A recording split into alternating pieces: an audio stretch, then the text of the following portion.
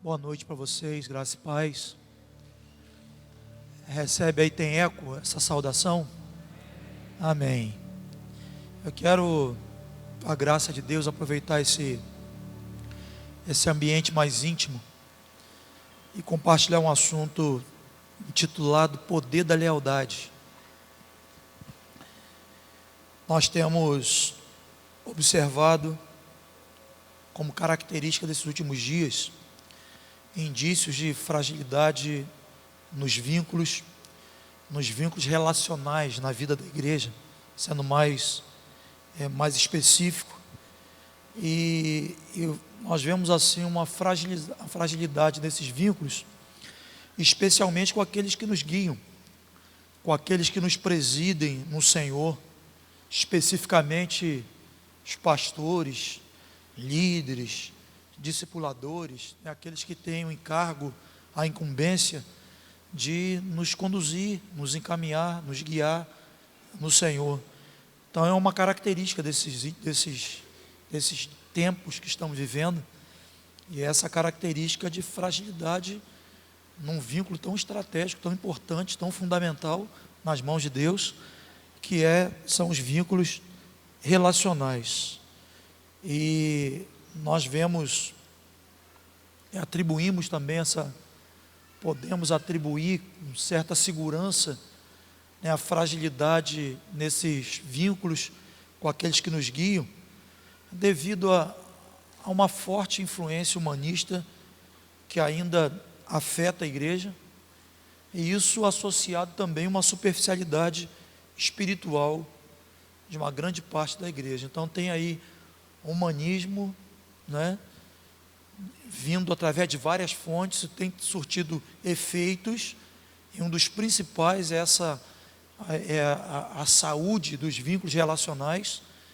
E outra coisa também que afeta o nosso relacionamento é a superficialidade espiritual, a falta de entendimento bíblico, da revelação bíblica sobre a importância de andarmos juntos, nos submetermos uns aos outros, e daí por diante. Mas Deus está restaurando algumas questões fundamentais nesses últimos dias. Você concorda comigo? Amém ou não amém? Você crê nisso? Que Deus nesses últimos dias tem restaurado questões fundamentais, questões essenciais. O Espírito Santo segue trabalhando, restaurando essas questões fundamentais, essas questões essenciais nas quais depende a vinda do Senhor. E uma dessas questões essenciais que o Espírito Santo tem trabalhado, tem restaurado, seguramente é a lealdade. E eu tenho plena convicção de que Deus realmente está trabalhando forte nesse sentido. Eu quero refletir com vocês sobre a história de um personagem bíblico. Alguns aqui devem conhecer, talvez alguns não, mas a história de um personagem bíblico que tem muito a nos ensinar sobre lealdade. Eu quero compartilhar sobre esse amado personagem bíblico de grande inspiração nesse tema: fidelidade, lealdade aos relacionamentos, especialmente aqueles que nos presidem, aqueles que nos guiam, aqueles que nos lideram. Abra a tua Bíblia no livro de 2 Samuel, capítulo 15. Vamos ler alguns versículos. 2 Samuel, capítulo 15, a partir do verso 14.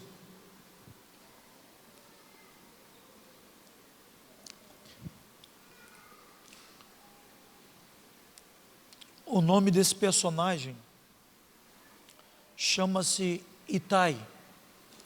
O nome Itai, no hebraico, significa comigo. E tem tudo a ver com o nome de alguém, com toda essa história ligada à lealdade. Itai, cujo nome no hebraico significa comigo. Então, verso 15, a partir do capítulo 15, a partir do verso 14, diz assim: Disse, pois, Davi a todos os seus homens que estavam com ele em Jerusalém: levantai-vos e fujamos, porque não podemos salvar-nos de Absalão. Dai-vos pressa a sair, para que não nos alcance de súbito, e lance sobre nós algum mal, e fira a cidade a fio da espada. Então os homens do rei lhe disseram: eis aqui os teus servos para tudo quanto determinar o rei, nosso senhor. Então saiu o rei, e todos de sua casa o seguiram. Deixou, porém, o rei 10 concubinas para cuidarem da casa. Tendo, pois, saído o rei com todo o povo após ele, pararam na última casa. Todos os seus homens passaram a pé, e também toda a guarda real, todos os heteus, 600 homens que o seguiram de Gate, passaram adiante do rei. Verso 19: disse, pois, o rei a Itai o geteu: por que irias também tu conosco? Volta e fica-te com quem vier a ser o rei, porque és estrangeiro e desterrado da tua pátria. Chegaste ontem, e já te levaria eu, hoje, conosco, a vaguear, quando eu mesmo não sei para onde vou? Volta, pois, e faze voltar teus irmãos contigo, e contigo sejam misericórdia e fidelidade. Respondeu, porém, Itai ao rei: tão certo como vive o Senhor, e como vive o rei, meu senhor, no lugar em que estiver o rei, meu senhor, seja para morrer, seja para a morte, seja para a vida, lá estarei, lá estará também o teu servo. Então disse Davi a Itai: vai, passa adiante. Passou Itai, o geteu, e todos os seus homens, e todas as suas crianças que estavam com ele, Até aqui está bom. Como lemos no texto, Itai era um geteu. E geteu era uma referência a todo cidadão que residia na Filistia, na cidade de Gade. Como vemos aqui no texto, geteu era um exilado. O texto diz que ele era desterrado em Jerusalém.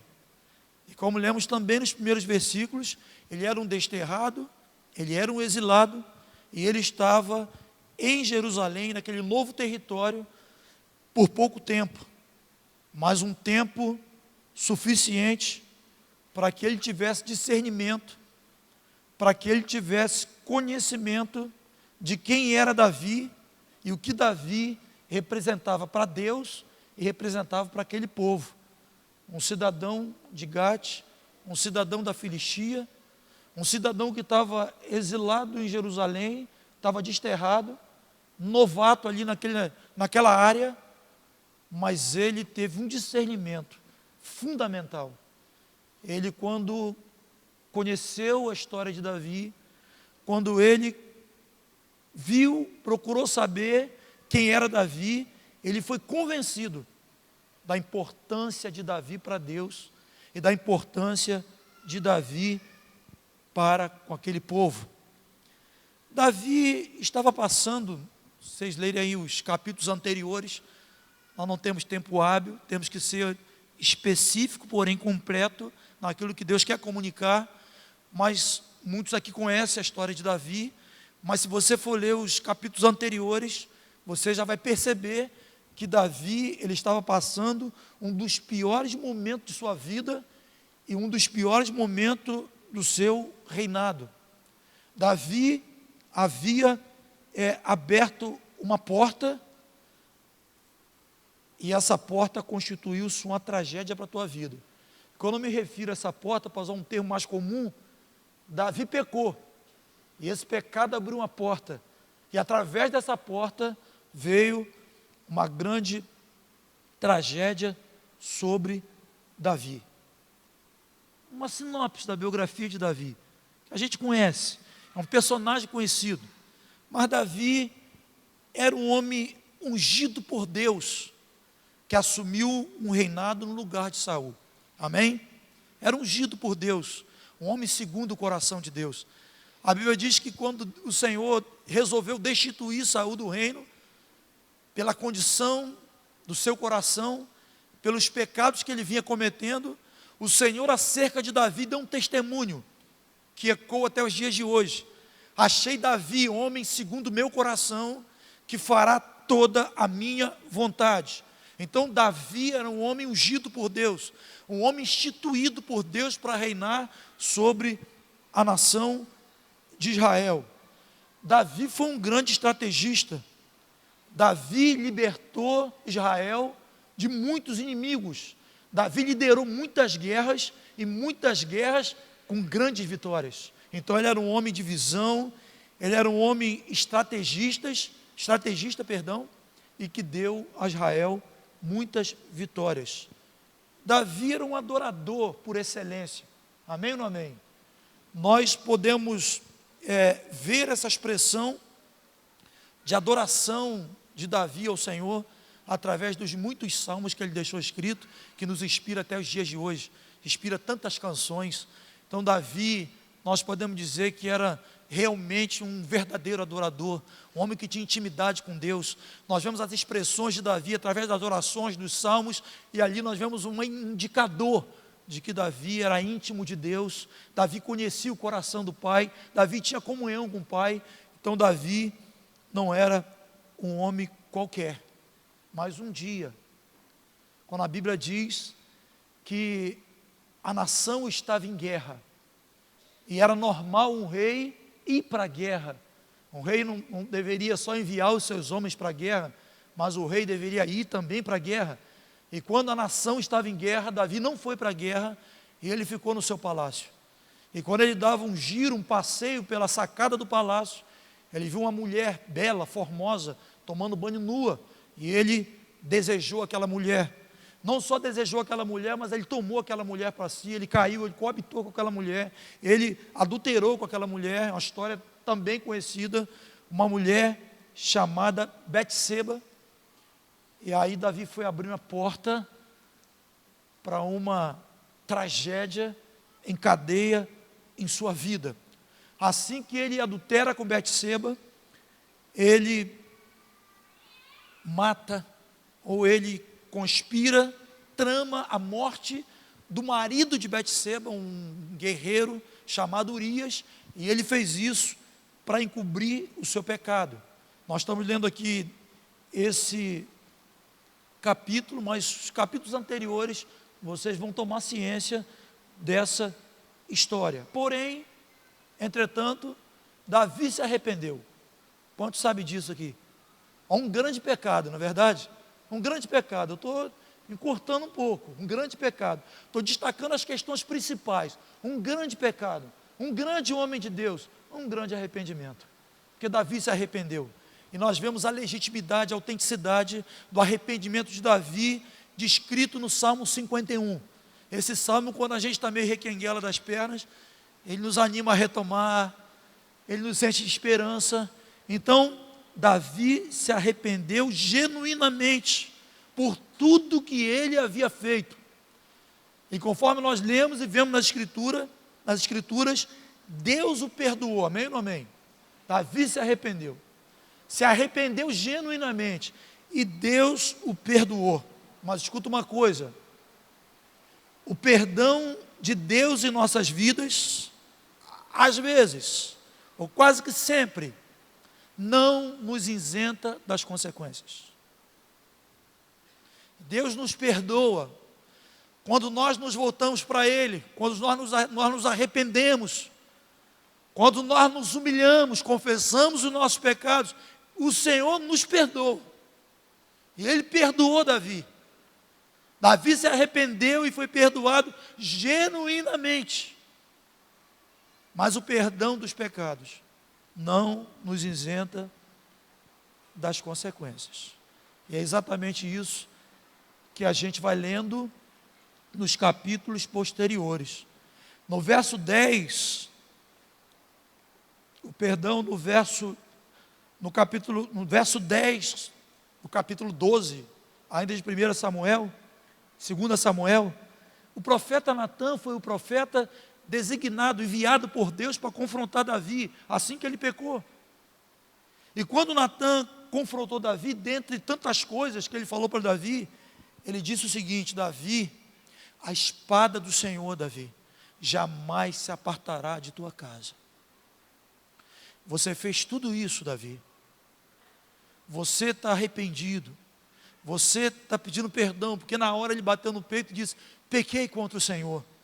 Mas Natan disse: a espada do Senhor, ela jamais se apartará de sua casa.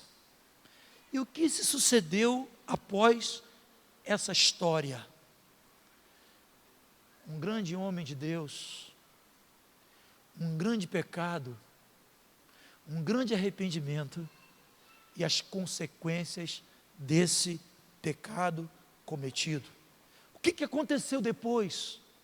Como foi a vida de Davi pós-pecado, mesmo perdoado? A Bíblia diz que a família de Davi passou a viver um desatino, um infortúnio.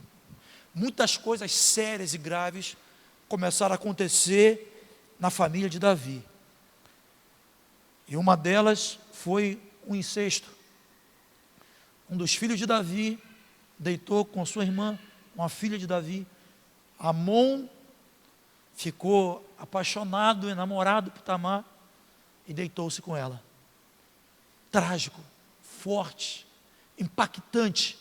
Registra-se, após esse pecado, um incesto no seio da família. E a tragédia, ela vai seguindo em série. Absalão, irmão, quando soube que Amon tinha possuído a sua irmã Tamar, Amon mata o seu irmão. Mata o seu irmão, ele fica furioso, revoltado, porque Amon havia cometido esse ato com Tamar. Ele mata Amon e foge, e fica alguns anos fora de casa. Amon retorna para o palácio, após uma intermediação de Joabe. Estou encurtando a história. Ele volta para o palácio, mas ele não volta arrependido, ele não volta tratado. E o pai também não teve aquele trabalho assim de restaurar, de pastorear esse garoto. E ele volta para casa, e Absalão, nesse tempo que ele está ali no palácio, ele conspira contra o reino do seu pai. E Absalão, ele conspira, e ele estabelece um golpe de Estado contra o seu pai. Ele conspira contra o reino do seu pai, e nesse caso não tinha outra escolha para Davi, a não ser fugir. Pegar os seus homens, pegar aqueles que ainda estavam sob sua influência, e Davi, ele foge. Uma via crucis de muitas dores e muita apreensão. Eu estou resumindo. Pensa nessa história. Davi pega aquela estrada, via dolorosa, e vai com seus homens. Sai do trono e segue aquela via com seus homens.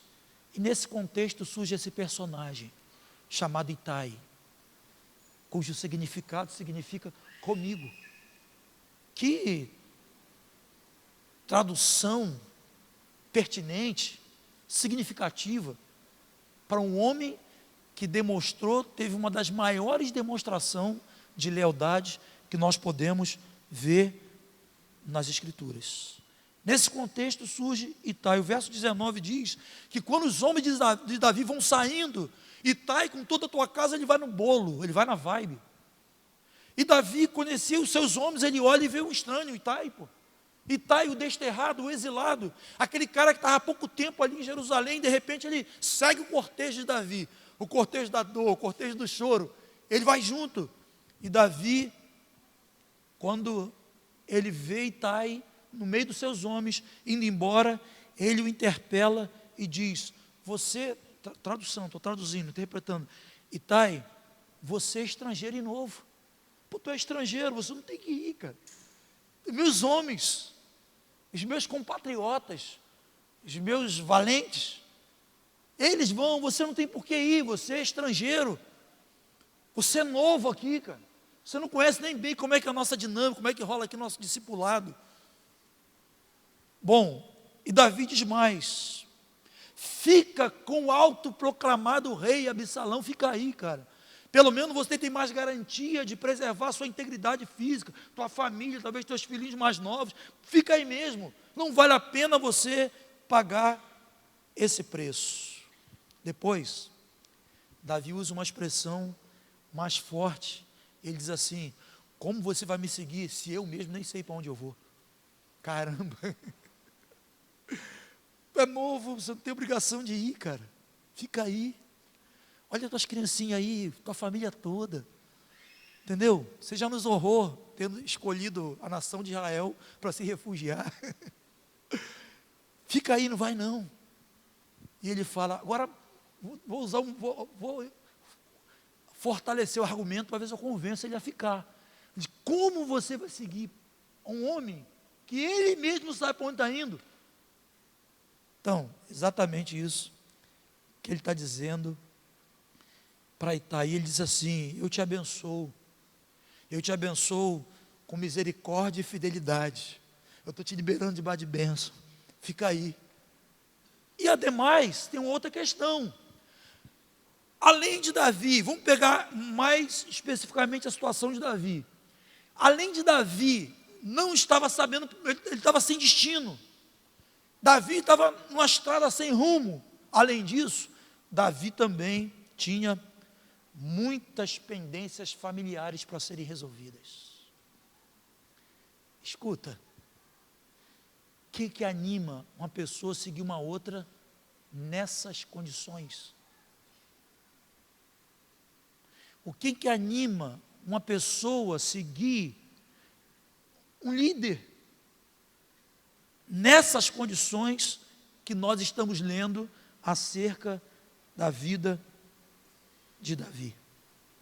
E está aí no verso 22, ele se pronuncia com uma convicção muito forte. O verso 22, ele diz assim, estou interpretando aqui, trazendo para o nosso entendimento.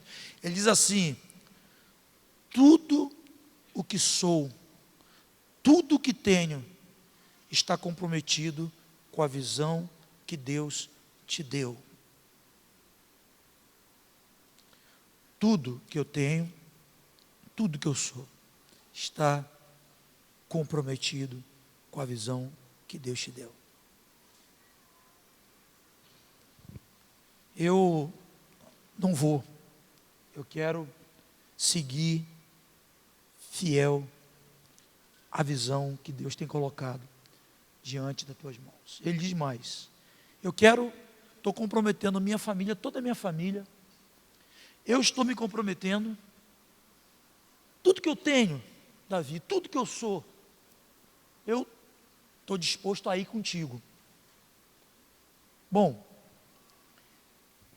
eu estou me comprometendo a ir contigo sem reserva, estou me comprometendo a ir contigo sem medo, eu estou me comprometendo a ir contigo numa aliança integral de compromisso e de dedicação a ti.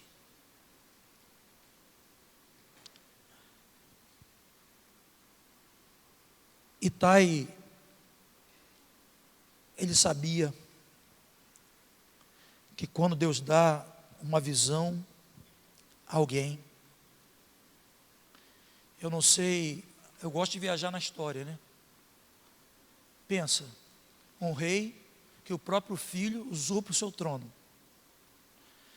Pensa num rei que tinha sérios problemas familiares para serem resolvidos. Pensa num rei que está em fuga. Pensa num rei que está em fuga, está indo para um lugar que ele não sabe para onde está indo. Eu estou fugindo, mas não sei para onde eu vou. Nesse contexto surge um jovem, um rapaz, que tem uma características assim, muito peculiares, muito próprias. E ele fala: eu quero ir contigo, toda a minha família. Estou disposto a morrer, Davi, por você. Eu vou contigo porque o teu Deus é o meu Deus, teu propósito é meu propósito, eu quero ir contigo. Eu disponho a minha vida, toda a minha família, para seguir os teus passos. O que leva alguém a ter uma atitude como essa. Eu penso que nós falamos anteriormente que Itai, durante o pouco tempo que ele esteve com Davi, que ele tinha pouco tempo lá, ele era novato na pátria, mas ele desenvolveu uma convicção, escuta, uma convicção de quem era Davi, do que ele havia recebido de Deus, e de o que Davi representava para Deus. E aí, quando ele tem essa convicção, ele está seguro para dedicar sua vida, toda a tua família, a seguir um homem. Seguir uma pessoa é seguir a visão dessa pessoa, é seguir o comando dessa pessoa, é seguir a fé dessa pessoa, é seguir o Deus dessa pessoa.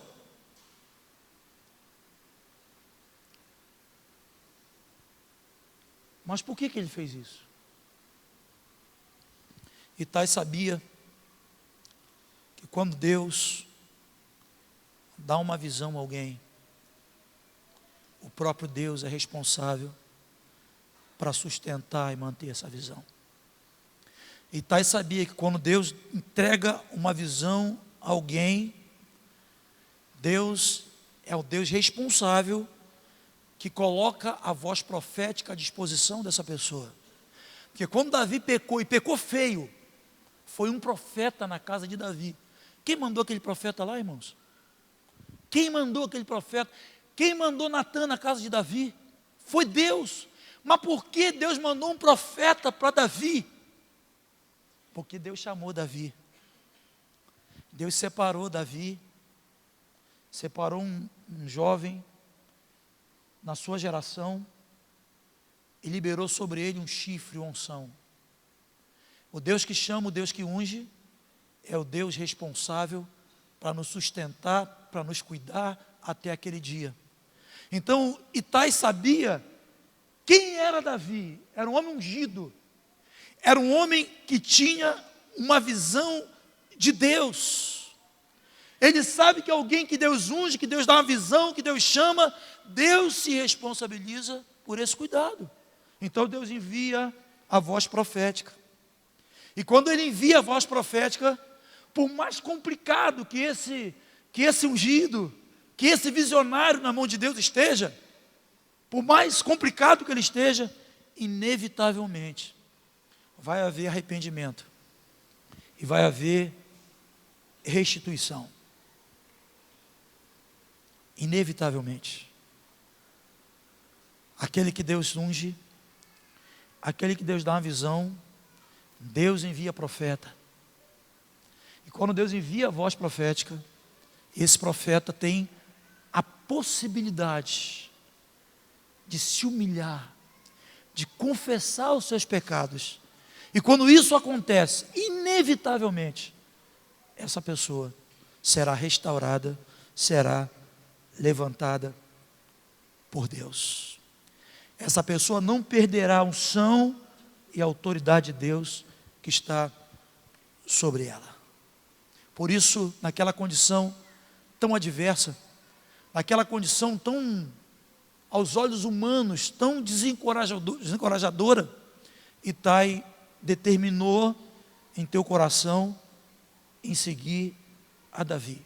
Mas é fato que também alguns olham para algumas circunstâncias na vida daqueles que Deus levanta, na vida daqueles que Deus põe diante do povo para guiar, para presidir, mas é bem fato que alguns, diante dessa circunstância, desertam, se fecham, criticam aberta, criticam secretamente. Eu imagino o que não se cogitou e o que se falou acerca de Davi, mediante a condição que ele se encontrava. Mas uma coisa nós precisamos aprender: nós precisamos ter visão, precisamos ter discernimento sobre o que Deus está fazendo com determinadas pessoas que estão diante de nós. Nós precisamos ter em Deus discernimento para saber quem Ele ungiu e quem Ele não ungiu. Nós precisamos em Deus ter discernimento para saber quem Ele deu uma visão, quem Ele liberou o teu óleo, quem Ele levantou sobre nós e quem Ele não levantou. Porque uma vez que nós temos essa convicção, nós podemos seguir sem medo, sem reserva, sem preocupação, porque o Deus que levanta, o Deus que unge, é o Deus que prepara para seguir segundo aquilo que Ele estabeleceu. Itai, humanamente falando, não tinha absolutamente nada que o animasse a seguir a Davi, nada. Ele seguiu a Davi, porque ele tinha esse discernimento, que é um discernimento essencial para os dias que nós estamos vivendo. Com base nesse texto, onde o Espírito Santo nos exorta, nesse tema, nesse pilar tão importante, chamado lealdade, fidelidade. Nós não somos aqueles que somos arrastados ao redor por vento de doutrinas. Nós temos referenciais de unção e de visão, e isso é suficiente para nos manter firmes naquilo que o Senhor nos chamou. No tempo que nós estamos vivendo, tempo de muitas vozes, tempos de muita confusão, nós precisamos pedir ao Senhor para erguer os nossos olhos e vermos aqueles que Ele tem levantado, que Ele tem ungido, que Ele tem dado uma visão, e direcionarmos nossas vidas por esses referenciais. Nós podemos tirar algumas lições aqui para a nossa vida. Eu vou compactar para ter o tempo 2 e 3. Mas nós podemos tirar algumas lições aqui. Uma delas é saber separar a essência das circunstâncias. Samuel, o que significa isso? A essência ou a visão é aquilo que nós recebemos do Senhor. É a investidura recebida da parte de Deus. A essência é aquilo que nós somos. Não sei se alguém viu aí que esse negócio estava rolando na rede social. Um cara que está querendo trazer um ensino sobre assim, a imutabilidade assim, da visão de Deus acerca das pessoas. Aí ele faz uma dinâmica com a nota de R$100. Alguém viu isso? Ele pega a nota de R$100, mostra a nota de R$100. Fala, o que é isso? A nota de R$100. Suja a nota de R$100 na lama, esfrega na lama, pergunta, o que é isso? A nota de R$100. Amassa a nota toda. Pergunta, o que é isso? É uma nota. E ele disse, exatamente, é assim que Deus nos vê. Às vezes estamos sujos de lama, às vezes estamos amassados, mas nós não perdemos para Deus a essência daquilo que Ele nos criou. Então, nós precisamos ter esse discernimento. Nós precisamos saber separar as questões circunstanciais daquilo que é essencial. O que é essencial é a identidade, é aquilo que Deus colocou em nós. Quantos pais tem aqui? Levanta as mãos. Quando vocês erram com os filhos, nós erramos. Erramos, nos arrependemos, consertamos. Seria essa a razão da partir daquela circunstância, você não ser mais chamado de pai? Ser chamado de cara, coleguinha? Não. Aquelas circunstâncias, elas não podem anular a essência. O que é a essência? Pai. As circunstâncias que Davi estava vivendo, Itai teve o discernimento, o seguinte discernimento, apesar de tudo, das agruras, das dificuldades, esse cara é o rei. Esse cara tem uma visão de nação. Esse cara tem um chifre de azeite derramado sobre ele. Deus tem um olhar e tem um tratamento especial para esse cara. Eu sei que ele está assim, mas numa questão de tempo, ele será restaurado e restituído, inclusive maior vigor do que no momento, do que na condição anterior. E eu não estou dizendo com isso que alguém que é ungido por Deus, capacitado por Deus, tem imunidade eterna. Eu estou dizendo que todo aquele que Deus unge, todo aquele que Deus levanta, todo aquele que Deus dá uma visão, Deus coloca à disposição o profeta e a sua voz. E esse que tem recebido essa investidura de Deus, tem grandes possibilidades de reverter o quadro e voltar a fluir na presença do Senhor. Então nós temos que ter maturidade, discernimento em nossos dias, para sabermos separar aquilo que é circunstancial daquilo que é essencial. As pessoas que nos guiam, que nos presidem no Senhor, não são pessoas angelicais, são pessoas sujeitas às mesmas fraquezas, mas que nós devemos honrar, devemos nos submeter por aquilo que elas são. É tentador você falar assim: eu vou me submeter a fulano, tem o mesmo problema que eu. Olha, é minha líder, sabe? Eu vi lá, né, minha líder, e aí eu comecei para IL, entendeu? Agora o filho dela, pior que o meu. Eu não vou aceitar o conselho dessa pessoa, que tem um filho que faz umas peripécias piores que o meu filho. Não, isso é um coração sem visão, isso é um coração arrogante, isso é um coração soberbo. Nós nos submetemos às pessoas não porque elas são impecáveis, nós submetemos pela posição que elas ocupam diante de nós. Elas têm uma investidura, elas foram outorgadas por Deus e por alguém para fazer o que estão fazendo. E não fique tentado, eu vou fazer nada, porque Deus vai levantar os instrumentos e os meios cabíveis e possíveis para fazer de você e dela uma pessoa melhor. Mas isso não nos dá base, motivo nenhum, para nós não submetermos aos humanos, porque se for assim, nós não vamos nos submeter a ninguém. É ou não é?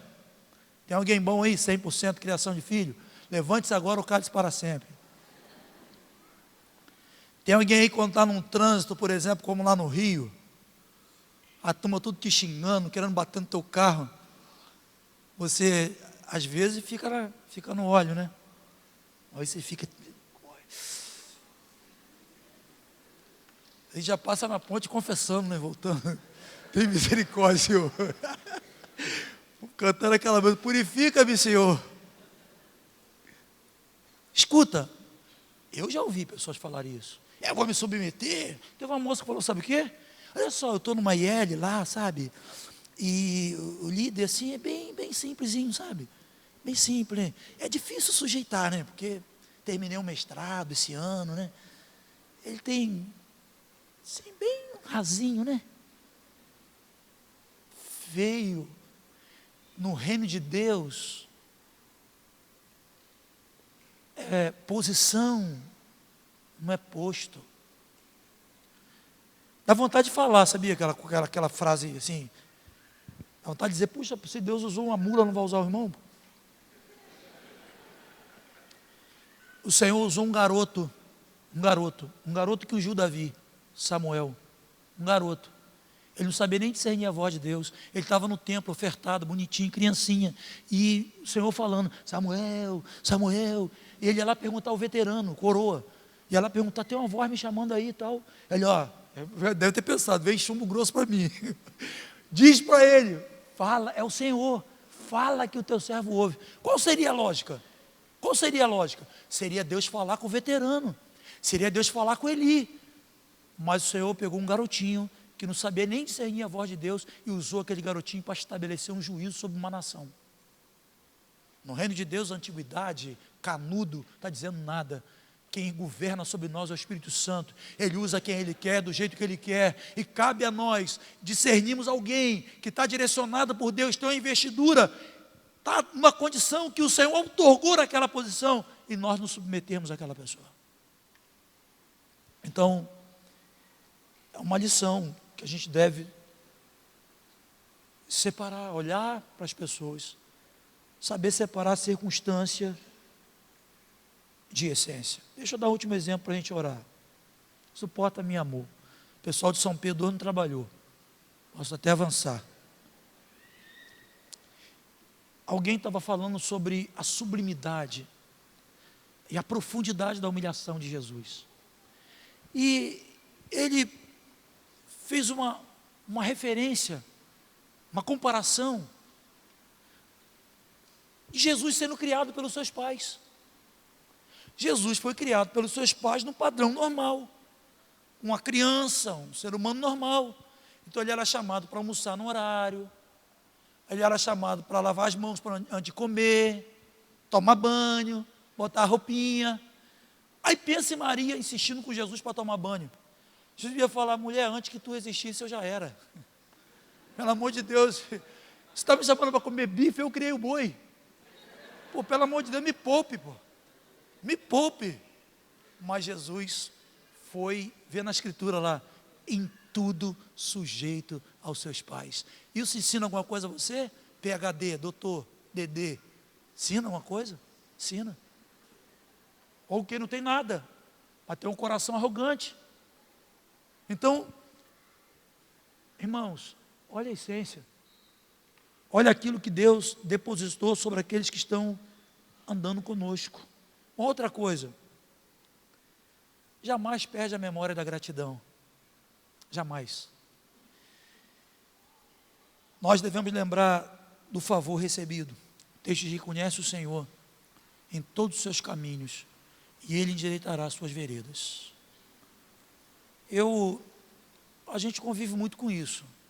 Acho que uma coisa que o Espírito Santo vai nos dando habilidade é para lidar com ingratidão. Acho que um dos maiores embates de quem pastoreia é aprender a lidar com ingratidão. Eu tenho tido ciência, tive ciência recentemente, do menino que estava me julgando de tudo, só faltava me chamar de diabo. Mas esse garoto viveu um tempo da vida dele, de cadeia, de dependência química, que nós abrimos nossa intimidade e colocamos esse menino por meses, cuidando dele. Por meses, cuidando, orando, jejuando por ele, ministrando sobre a vida dele. E esqueceu-se. Tantas outras coisas, que eu não vou falar para você não chorar, senão você vai chorar. Talvez de bendiz a minha alma, ao Senhor. E não se esqueça de nenhum só dos seus benefícios. Alguém hoje pode não estar bem. Alguém hoje, por uma questão circunstancial, pode não estar bem.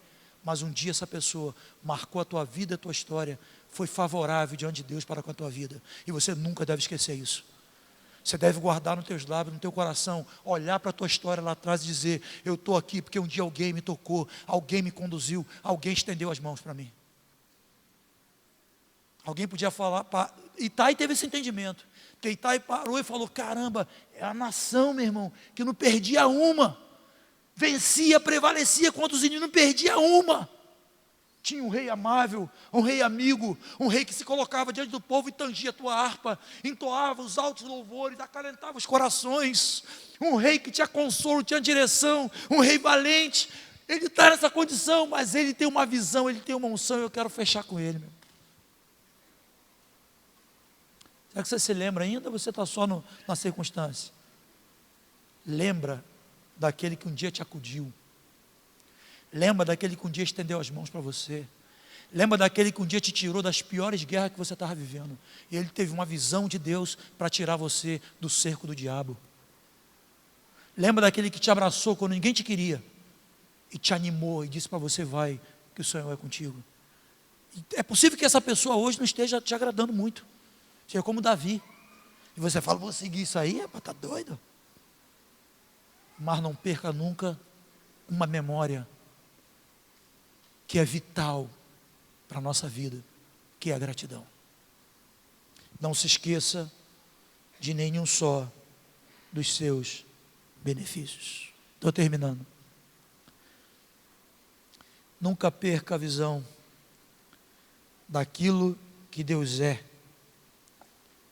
daquilo que Deus pode fazer. Itai falou: vou contigo, meu irmão. Eu vou contigo, eu sei quem você é. Eu sei que é o teu Deus. Eu sei que aquele que prometeu é fiel para cumprir. Eu sei que Deus não é homem para mudar os seus planos. Deus é fiel em todas as suas promessas. E Ele não tem prazer na alma que retrocede. Ele é fiel, Ele é Deus. Eu quero com tudo isso dizer para você uma coisa. Reforça a tua lealdade com aqueles que te lideram. Quando eu falo de quem me influencia, eu falo com o olho brilhando, falo com alegria. Eu sei que não são pessoas ideais, convivo de perto, não é de longe não. Eu não encontro minha paternidade espiritual de conferência em conferência. Eu encontro dormindo junto, perto, escutando batida do coração. E quando eu me refiro a essas pessoas, eu me refiro com alegria, com júbilo, grato a Deus por ter uma referência de visão e de unção que me preside no Senhor.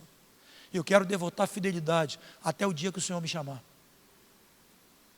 Nós estamos num tempo, hoje eu li uma matéria assim, estava avaliando esse assunto, e estava lendo alguma coisa, vou até ler mais depois.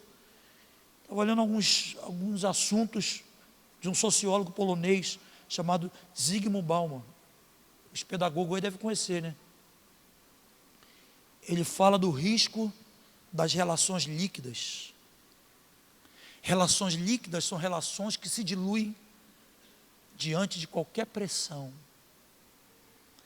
Um sociólogo alertando sobre o risco dos relacionamentos líquidos que diluem qualquer pressão. A igreja está assim, irmãos. A igreja está assim, fugindo. E normalmente as pressões que nos aperfeiçoam. Nós deixamos de ser pessoas melhores quando nós fugimos do fogo. Nós fugimos do confronto. Nós fugimos do olho no olho. Nós fugimos da capacidade de permanecer e dizer: pode chover canivete, tem isso, aquilo, mas eu quero permanecer debaixo da unção e da visão que Deus tem colocado sobre a tua vida. Eu não quero ser conhecido como um crente que é levado por vento, ao redor por vento. Eu quero ser conhecido como um crente âncora, aquele que tem princípio firme, que está firmado em convicções diante do Senhor. Que nós possamos ser guiados por esses referenciais. Tem gente fugindo, se esquivando, estão infantilizadas espiritualmente e não conquistaram o melhor de Deus para as suas vidas. Você sabe o que aconteceu com Itai? Depois você lê ali no capítulo 18, sabe o que aconteceu com ele? Ele ficou. Correu todos aqueles riscos pela fé, mas ele ficou. Foi atrás de um rei louco, meu irmão. Um rei que humanamente foi quem ia seguir Davi. Davi hoje já era. Davi hoje talvez não liderava nenhuma IL. Mas Itai perseverou por essas convicções que nós estamos falando aqui e que deve estar em você também. Pessoas dividindo por questões terrenais, banais, efêmeras, deixando as suas referências de visão, de unção, de autoridade por causa de política. Uma bobeira que dura 4 anos, trocando valores eternos por coisa que passa. Questões circunstanciais. Mas Deus tem levantado aqui entre nós homens com visão do propósito eterno, visão da igreja, visão do fazer discípulo. Independente das circunstâncias, nós chegaremos a bom termo, porque aquele que prometeu é fiel para fazer. Pode chover canivete, pode doer o que for, mas nós não somos daquele, eu digo em nome de Jesus, e digo na minha casa, nos piores momentos da nossa história, que nós não somos daquele que retrocede. Nós sustentamos nossas convicções e não abrimos mão dos nossos referenciais. Um pastor disse para mim: Samuel, eu te conheço já há um tempo. A gente às vezes se encontra, não com tanta frequência, mas quando eu te encontro, você está falando a mesma coisa. Eu vou falar o que de novo? O que? Perguntar: vamos pegar os sinóticos, Mateus 5, 6 e 7, que é essa doutrina assim bem incisiva. Mudou o que é lá, irmão? O que mudou nas bem-aventuranças? Você vai falar diferente? Por mais que mude a tradução, tem um montão de tradução, né? Não muda. Deus, antes da fundação do mundo, quer uma família de muitos filhos semelhantes a Jesus. Não quer filho brigão, separatista, não quer filho militante, quer filho que milita contra o diabo. Deus quer família de muitos filhos semelhantes a Jesus, para a glória de Deus Pai. Identifica aqueles que Deus tem colocado ao teu lado, aqueles que Deus tem dado uma visão, aqueles que Deus tem ungido. Fecha com eles, porque o texto diz que aqui, Itai, lá na frente, foi levantado como um dos comandantes de Davi. O garoto novo, um desterrado, um exilado, que dedicou a vida, tudo que ele tinha, tudo que ele era, a família dele, não esquivou nem família.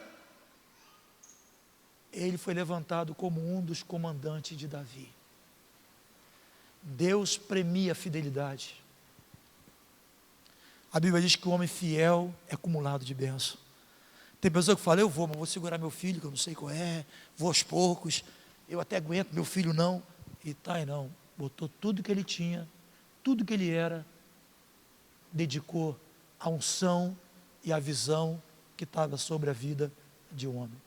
Coloca-se de pé no nome de Jesus.